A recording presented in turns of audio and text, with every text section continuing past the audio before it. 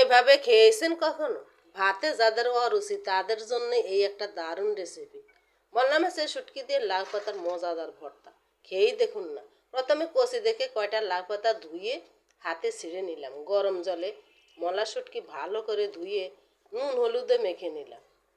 শুকনো মরিচের কটকটে ঝালে ভর্তা মজা হয়। মরিচের তৈল দিয়ে শুটকি মাছ ছেড়ে দিলাম। ভালো করে নেড়ে ছেড়ে মচমচে ভেজে একটা প্লেটে উঠিয়ে রাখলাম। ওই তেলেই কালো জিরা সম্বারে পেঁয়াজ রসুন কাঁচা লঙ্কা কুচি ছেড়ে সাথে হলুদ ও লবণে নেড়ে ছেড়ে লাল হয়ে আসলে কুচনো লাউ পাতাগুলো ওর মধ্যে ছেড়ে কিছুক্ষণ নেড়ে রেখে দিলাম। খানিক পর ঢাকনা উঠিয়ে রেডি লাউ পাতা ভাজা।